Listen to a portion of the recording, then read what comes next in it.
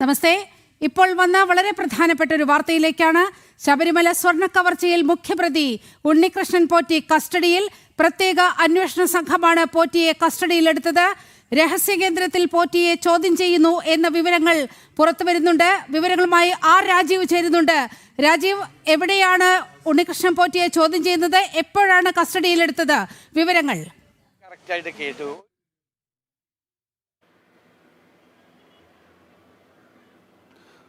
നീലിമ, നമുക്ക് ലഭിക്കുന്ന വിവരമനുസരിച്ച് ഇന്ന് ഉച്ചയോടുകൂടിയാണ് ഉണ്ണികൃഷ്ണൻ പോറ്റിയെ കസ്റ്റഡിയിലെടുത്തത്. രാവിലെ മുതൽ ഉണ്ണികൃഷ്ണൻ പോറ്റിക്കായുള്ള തിരച്ചിൽ അന്വേഷണ സംഘം നടത്തിയിരുന്നു എന്നാണ് നമുക്ക് മനസ്സിലാക്കാൻ കഴിയുന്നത്. മാത്രമല്ല, കഴിഞ്ഞ ദിവസം തന്നെ ഉണ്ണികൃഷ്ണൻ പോറ്റിയോട് ഹാജരാകാനുള്ള നിർദ്ദേശം നൽകിയിരുന്നു. എന്നാൽ ഇയാൾ അത് ആദ്യഘട്ടത്തിൽ അനുസരിച്ചില്ല എന്ന ചില വിവരങ്ങൾ കൂടി ലഭിക്കുന്നുണ്ട്. അതീവ രഹസ്യമായാണ് ഉണ്ണികൃഷ്ണൻ പോറ്റിയെ ഇപ്പോൾ ചോദ്യം ചെയ്യുന്നത്. 2 FIR ആണ് നിലവിൽ ഈ സംഭവവുമായി ബന്ധപ്പെട്ട് പോലീസ് രജിസ്റ്റർ ചെയ്തിരിക്കുന്നത്. പ്രത്യേക അന്വേഷണ സംഘം രജിസ്റ്റർ ചെയ്തിരിക്കുന്നത്. അതിൽ ഒന്ന് കട്ടളപ്പാളികൾ കടത്തിക്കൊണ്ടുപോയ സംഭവമാണ്, മറ്റൊന്ന് ദ്വാരപാലക ശില്പത്തിലെ സ്വർണ്ണപ്പാളികൾ കൊണ്ടുപോയ സംഭവമാണ്. 2019 നടന്ന ഈ 2 സംഭവങ്ങളിലും ഒന്നാം പ്രതി ഉണ്ണികൃഷ്ണൻ പോറ്റിയാണ്. ഉണ്ണികൃഷ്ണൻ പോറ്റിയെ ചോദ്യം ചെയ്തെങ്കിൽ മാത്രമേ കൂടുതൽ വ്യക്തത വരൂ എന്ന് നേരത്തെ തന്നെ പ്രത്യേക അന്വേഷണ സംഘം വ്യക്തമാക്കിയിരുന്നു. എന്നാൽ ഈ ഉണ്ണികൃഷ്ണൻ പോറ്റിയെ അറസ്റ്റ് ചെയ്യുന്നത് നീണ്ടുപോയതിൽ വലിയ വിമർശനങ്ങൾ ഉണ്ടാവുകയും ചെയ്തു. പ്രത്യേകിച്ചും ഈ കേസിലെ ഒന്നാം പ്രതിയാണ് ഉണ്ണികൃഷ്ണൻ പോറ്റി എന്നിരിക്കെ ഇതുവരെ ഉണ്ണികൃഷ്ണൻ പോറ്റിയെ അറസ്റ്റ് ചെയ്യാനോ അല്ലെങ്കിൽ ചോദ്യം ചെയ്യാനോ ഉള്ള നടപടികൾ പ്രത്യേക അന്വേഷണ സംഘം സ്വീകരിച്ചിരുന്നില്ല. ഇതാണ് വലിയ വിമർശനങ്ങൾക്ക് ഇടയാക്കിയത്. കഴിഞ്ഞ ദിവസവും BJP നേതാവ് V. മുരളീധരൻ ഉൾപ്പെടെയുള്ളവർ ഈ സംഭവത്തിൽ വിമർശനവുമായി രംഗത്ത് വന്നിരുന്നു. സർക്കാരിന് എന്തോ ഒളിച്ചു വെക്കാനുള്ളത് കൊണ്ടാണ് ഉണ്ണികൃഷ്ണൻ പോറ്റിയെ സംരക്ഷിക്കുന്നത് എന്നായിരുന്നു പ്രധാനമായും അദ്ദേഹം ഉൾപ്പെടെ ചൂണ്ടിക്കാണിച്ചത്. മാത്രമല്ല, ഇത്രയും നാൾ എന്തുകൊണ്ട് ഉണ്ണികൃഷ്ണൻ പോറ്റിയെ ചോദ്യം ചെയ്തില്ലെന്ന വലിയ വിമർശനം അന്വേഷണ സംഘം നേരിടുകയും ചെയ്തു. ഏതായാലും ഈ അന്വേഷണ റിപ്പോർട്ടിന്റെ പുരോഗതി ഹൈക്കോടതിയിൽ സമർപ്പിക്കേണ്ടത് 10 ദിവസത്തിനകമാണ്. അതുകൊണ്ട് തന്നെ ഉണ്ണികൃഷ്ണൻ പോറ്റിയെ ചോദ്യം ചെയ്യേണ്ടത് അന്വേഷണ സംഘത്തിന് വളരെ നിർണായകമാണ്. എന്നാൽ ഈ അന്വേഷണത്തിന്റെ വിവരങ്ങൾ അതീവ രഹസ്യമായി സൂക്ഷിക്കണം എന്നാണ് നിലവിൽ ഹൈക്കോടതി നൽകിയിരിക്കുന്ന നിർദ്ദേശം. അതുകൊണ്ട് തന്നെയാണ് ഉണ്ണികൃഷ്ണൻ പോറ്റിയെ കസ്റ്റഡിയിലെടുത്ത് രഹസ്യമായി ഇപ്പോൾ ചോദ്യം ചെയ്തുകൊണ്ടിരിക്കുന്നത്. ഏതായാലും ഈ കേസുമായി ബന്ധപ്പെട്ട കാര്യങ്ങളിലേക്ക് പോവുകയാണെങ്കിൽ 2019 ആദ്യം മാർച്ചിൽ ഉണ്ണികൃഷ്ണൻ പോറ്റിയുടെ കൈവശം കൊടുത്തുവിടുന്നത് സ്വർണ്ണ കട്ടിളപ്പാളികളാണ്. പിന്നീട് ജൂലൈ മാസത്തിലാണ് ദ്വാരപാലക ശില്പത്തിലെ സ്വർണ്ണവും ഉണ്ണികൃഷ്ണൻ പോറ്റി കൊണ്ടുപോകുന്നത്. സ്മാർട്ട് ക്രിയേഷൻസിലേക്കാണ് ഈ സ്വർണ്ണം കൊണ്ടുപോകുന്നത്. എന്നാൽ തിരിച്ചെത്തിച്ചപ്പോൾ 400 ഗ്രാമോളം സ്വർണ്ണത്തിൽ കുറവുണ്ടായി എന്നാണ് ഹൈക്കോടതി പോലും കണ്ടെത്തിയിരിക്കുന്ന സാഹചര്യം. ഈ ഒരു പശ്ചാത്തലത്തിൽ കൂടിയാണ് ഉണ്ണികൃഷ്ണൻ പോറ്റിയെ വിശദമായി ചോദ്യം ചെയ്യുന്നത്. ഏതായാലും ഈ മൊത്തത്തിലുള്ള കണക്കുകൾ നോക്കുകയാണെങ്കിൽ ഏകദേശം 1.5 കിലോയ്ക്കടുത്ത് സ്വർണ്ണത്തിലാണ് കുറവ് വന്നിരിക്കുന്നത്. സ്മാർട്ട് ക്രിയേഷൻസിന്റെ MD ചോദ്യം ചെയ്തപ്പോൾ അദ്ദേഹവും ഈ കുറവുമായി ബന്ധപ്പെട്ട കണക്കുകൾ ഹൈക്കോടതിയിൽ ഉൾപ്പെടെ നൽകുകയും ചെയ്തിരുന്നു. പ്രത്യേക അന്വേഷണ സംഘത്തിനും ദേവസ്വം വിജിലൻസിനും ഈ കണക്കുകൾ നൽകിയിട്ടുണ്ട്. പക്ഷേ അതിൽ ചില പൊരുത്തക്കേടുകൾ ഉണ്ട് എന്ന് അന്വേഷണ സംഘത്തിന് മനസ്സിലായിരുന്നു. ഈ അന്വേഷണത്തിന്റെ ആദ്യഘട്ടമെന്ന നിലയിൽ ചെന്നൈയിലെ സ്മാർട്ട് ക്രിയേഷൻസിലേക്ക് SIT സംഘം എത്തി അവിടെ കണക്കുകൾ പരിശോധിക്കുകയും മറ്റ് രേഖകളൊക്കെ ഒത്തുനോക്കുകയും ചെയ്തിരുന്നു. ഇതിനുശേഷം സന്നിധാനത്തുൾപ്പെടെ പരിശോധന നടത്തി. തുടർന്ന് ദേവസ്വം ബോർഡ് ആസ്ഥാനത്തും പരിശോധന നടത്തിയ ശേഷമാണ് ഇപ്പോൾ ഏതായാലും ഉണ്ണികൃഷ്ണൻ പോറ്റിയെ കസ്റ്റഡിയിലെടുത്തിരിക്കുന്നത്. അദ്ദേഹത്തെ വിശദമായി ചോദ്യം ചെയ്തു വരികയാണ്. ഏതായാലും ഉണ്ണികൃഷ്ണൻ പോറ്റിയുടെ അറസ്റ്റ് രേഖപ്പെടുത്താനുള്ള സാധ്യതയാണ് നിലനിൽക്കുന്നത്. വിശദമായ ചോദ്യം ചെയ്യലിന് ശേഷം ഉണ്ണികൃഷ്ണൻ പോറ്റിയുടെ അറസ്റ്റ് രേഖപ്പെടുത്തി അദ്ദേഹത്തെ കോടതിയിൽ ഹാജരാക്കും. തുടർന്ന് വീണ്ടും വിശദമായ അന്വേഷണത്തിനായി അദ്ദേഹത്തെ കസ്റ്റഡിയിൽ വാങ്ങാനുള്ള സാധ്യതയാണ് നിലനിൽക്കുന്നത്. കാരണം ഈ കേസിലെ ഏറ്റവും പ്രധാനപ്പെട്ട തെളിവായി മാറുന്നത് ഉണ്ണികൃഷ്ണൻ പോറ്റിയാണ്. ഉണ്ണികൃഷ്ണൻ പോറ്റി എങ്ങനെയാണ് ഈ സ്വർണം സ്വന്തമാക്കിയത്? ഒരു സ്വകാര്യ വ്യക്തി ശബരിമലയിലേക്ക് എത്തുന്നു, യാതൊരു തരത്തിലുള്ള മാനദണ്ഡങ്ങളും പാലിക്കാതെ എല്ലാ നിയമങ്ങളും കാറ്റിൽ പറത്തിക്കൊണ്ട് ശബരിമലയിൽ നിന്ന് കട്ടിളപ്പാളികളും അതുപോലെ തന്നെ ദ്വാരപാലക ശില്പത്തിലെ സ്വർണ്ണപ്പാളികളുമൊക്കെ കടത്തിക്കൊണ്ടു പോവുകയാണ്. അതിന് അന്നുണ്ടായിരുന്ന ദേവസ്വം ബോർഡിലെ ഉദ്യോഗസ്ഥർ കൂട്ടുനിൽക്കുന്നു, ദേവസ്വം ബോർഡ് പോലും കൂട്ടുനിൽക്കുന്നു. അന്നത്തെ ദേവസ്വം ബോർഡ് പ്രസിഡന്റായിരുന്ന പത്മകുമാർ ഉൾപ്പെടെയുള്ളവർ ഈ സംഭവത്തിൽ കൂട്ടുനിന്നു എന്ന് തെളിയിക്കുന്ന രേഖകൾ പുറത്തു വരുന്നു. മാത്രമല്ല, ദേവസ്വം ബോർഡിന്റെ ഉത്തരവുകൾ പുറത്തു വരുന്നു, മാസ്റ്റർ കോപ്പികൾ പുറത്തു വരുന്നു. ഇതിലെല്ലാം വളരെ കൃത്യമായി ഗൂഢാലോചന ഉണ്ട് എന്ന് തന്നെയാണ് ദേവസ്വം വിജിലൻസ് ഹൈക്കോടതിയിൽ സമർപ്പിച്ച റിപ്പോർട്ടിൽ വളരെ കൃത്യമായി പറഞ്ഞിരിക്കുന്നത്. മാത്രമല്ല, ദേവസ്വം ബോർഡ് ഉദ്യോഗസ്ഥർക്ക് മേൽ സമ്മർദ്ദം ചെലുത്തിയിരിക്കാമെന്ന ഗുരുതരമായ കണ്ടെത്തൽ കൂടി ഈ ദേവസ്വം വിജിലൻസിന്റെ റിപ്പോർട്ടിലുണ്ട്. അതുകൂടി കണക്കിലെടുത്താണ് ഹൈക്കോടതി വളരെ കർശനമായ അന്വേഷണം തിരുവനന്തപുരത്തെ ഒരു കേന്ദ്രത്തിലാണ് ചോദ്യം ചെയ്യുന്നത് എന്നാണ് വിവരങ്ങൾ ലഭ്യമാകുന്നത്. കാരണം രാവിലെ പോറ്റിയെ വീട്ടിൽ നിന്നും അന്വേഷണ സംഘം ഇറക്കിക്കൊണ്ടു പോവുകയായിരുന്നു എന്നുള്ള വിവരങ്ങൾ പുറത്തുവരുന്നു.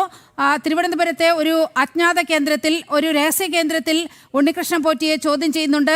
വളരെ കൃത്യമായി SITക്ക് മുന്നിൽ ഉണ്ണികൃഷ്ണൻ പോറ്റി നടത്തിയ തട്ടിപ്പുകളെ കുറിച്ചുള്ള എല്ലാ വിവരങ്ങളും ഉണ്ട് എന്നാണ് മനസ്സിലാകുന്നത്. ഉടൻ അറസ്റ്റിനുള്ള ഒരു സാധ്യത കാണുന്നുണ്ടോ?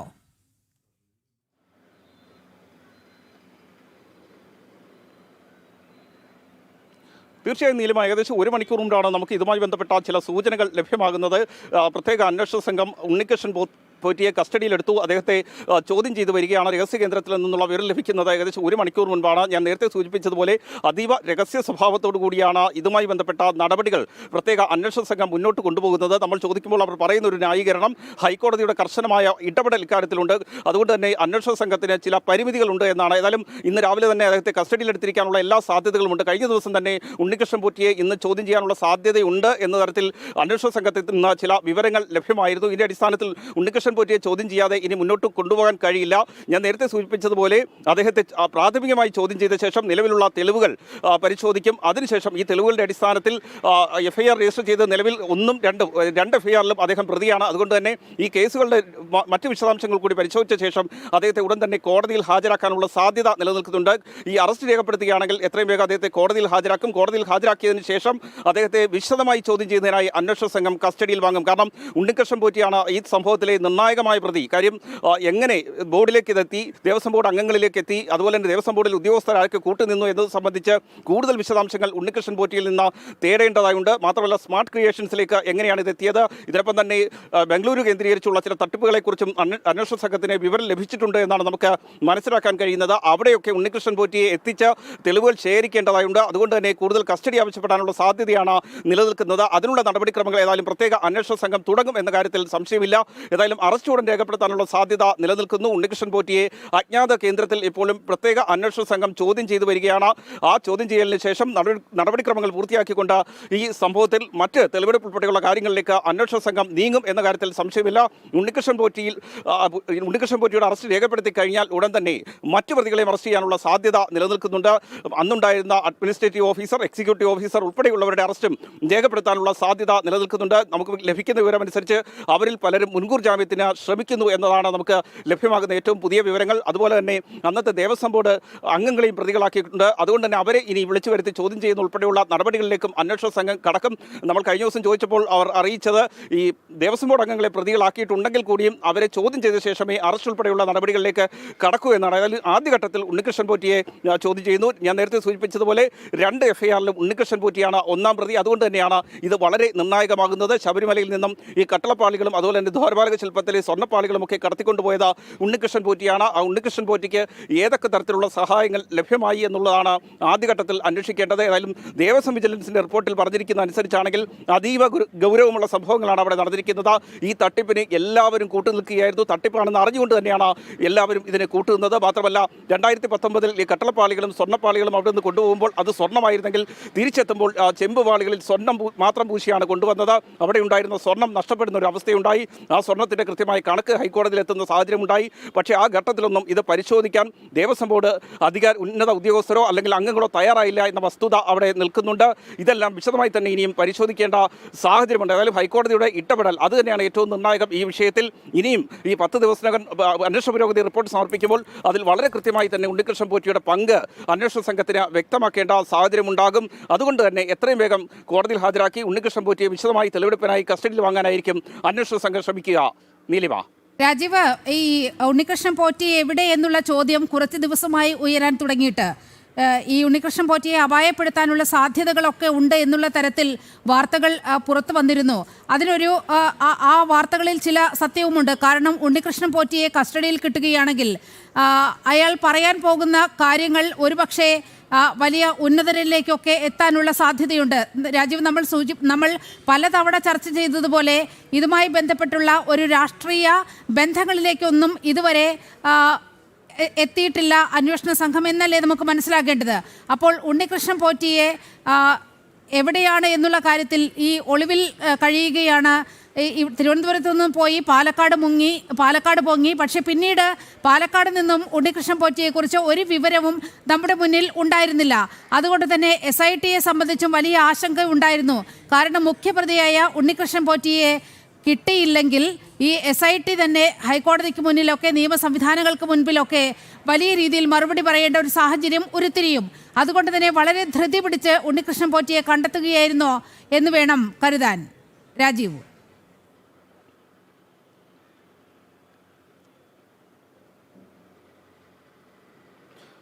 നിലവിൽ നമുക്ക് മനസ്സിലാക്കാൻ കഴിയുന്നതനുസരിച്ച് ഉണ്ണികൃഷ്ണൻ പോറ്റി പ്രത്യേക അന്വേഷണ സംഘത്തിൻ്റെ നിരീക്ഷണത്തിൽ തന്നെ ആയിരുന്നു.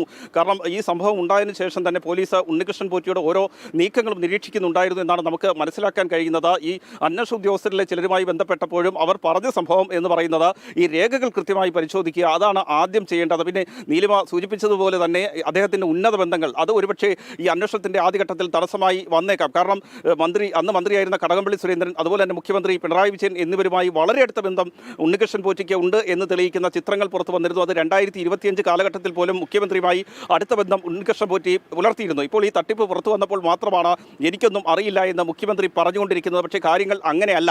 ഈ 2019 കഴിഞ്ഞ ദിവസം നമ്മൾ തന്നെ പുറത്തുവിട്ട വാർത്തയുണ്ട്. 2019 അവിടെ നിന്ന് ഈ ദ്വാരപാലക ശില്പത്തിലെ സ്വർണ്ണപ്പാളികളും അതുപോലെ തന്നെ കട്ടളപ്പാളികളും ഒക്കെ കൊണ്ടുപോകുമ്പോൾ അവിടെ വലിയ സുരക്ഷയായിരുന്നു പോലീസ് ഏർപ്പെടുത്തിയിരുന്നത്. അതും ഉന്നത IPS ഉദ്യോഗസ്ഥരുടെ നേതൃത്വത്തിലായിരുന്നു സുരക്ഷ ഏർപ്പെടുത്തിയിരുന്നത്.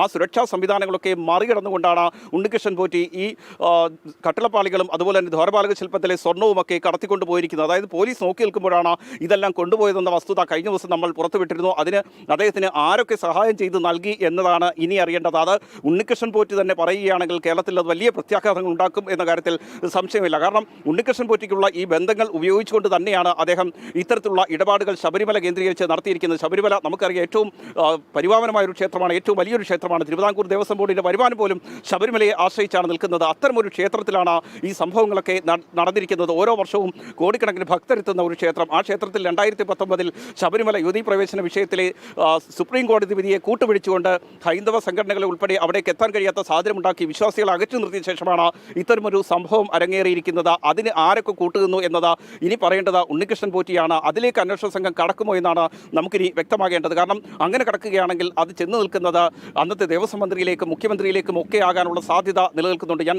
നേരത്തെ പറഞ്ഞ പോലെ തന്നെ 2019 ഈ സ്വർണം അവിടെ നിന്ന് കൊണ്ടുപോവുകയാണ്. തിരിച്ചെത്തുന്നത് ചെമ്പാണ്. സ്വർണം പൂശിയ ചെമ്പ് തിരിച്ചെത്തുന്നു. സ്വർണ്ണത്തിൽ കുറവുണ്ടാകുന്നു. പക്ഷേ എന്നിട്ട് പോലും കൃത്യമായ ഒരു പരിശോധന അവിടെ നടക്കുന്നില്ല എന്ന വസ്തുത നിലനിൽക്കുന്നുണ്ട്. മാത്രമല്ല 1988 വിജയമല്യ ശ്രീകോവിൽ ഉൾപ്പെടെ സ്വർണം പൊതിയുന്നത്. അതിനുശേഷവും ഇതിൻ്റെ തിളക്കത്തിന് ഒരു മങ്ങലും ഏറ്റിരുന്നില്ല. വർഷങ്ങളോളം തിളക്കത്തിന് മങ്ങലേൽക്കാതെയായിരുന്നു ഇതെല്ലാം അവിടെ ഉണ്ടായിരുന്നത്. എന്നാൽ 2019 ഇത് ഉണ്ണികൃഷ്ണൻ പോറ്റി ഏൽപ്പിച്ചു വിട്ടതിന് ശേഷം വെറും 3-4 വർഷം കൊണ്ട് ഇതിൻ്റെ തിളക്കം മങ്ങുകയാണ്, ചെമ്പ് പുറത്തു വരികയാണ്. അപ്പോൾ മാത്രമാണ് ഇതിൻ്റെ അപകടം പുതിയ ദേവസ്വം ബോർഡ് അംഗങ്ങൾ മനസ്സിലാക്കുന്നത്, ഭരണസമിതി മനസ്സിലാക്കുന്നത്, ഉദ്യോഗസ്ഥർ മനസ്സിലാക്കുന്നത്. ഇത് പിടിക്കപ്പെടും എന്നൊരു ഘട്ടത്തിലാണ് ഹൈക്കോടതിയെ പോലും അറിയിക്കാതെ വീണ്ടും ഈ ദ്വാരപാലക ശില്പം സ്വർണ്ണം പൂശുന്നതിനായി ചെന്നൈയിലേക്ക് കൊടുത്തുവിടുന്നു. ചെന്നൈയിലെ സ്മാർട്ട് ക്രിയേഷൻസിലേക്ക് തന്നെ ഉണ്ണികൃഷ്ണൻ പോറ്റിയുടെ കൈവശം കൊടുത്തുവിടുകയാണ്. ഇതിൽ ഉയരുന്ന ഏറ്റവും പ്രധാനപ്പെട്ട ഒരു ചോദ്യമുണ്ട്. കാരണം വീണ്ടും ഈ സ്വർണ്ണം പൂശിയത് ചെമ്പ് തെളിയുമ്പോൾ അതിൽ തട്ടിപ്പ് നടന്നിട്ടുണ്ട് എന്ന് ഉദ്യോഗസ്ഥർക്കെങ്കിലും വ്യക്തമാകേണ്ടതാണ്. എന്നിട്ടും എന്തുകൊണ്ട് ഉണ്ണികൃഷ്ണൻ പോറ്റിയുടെ കൈവശം തന്നെ സ്വർണം കൊടുത്തുവിട്ടു?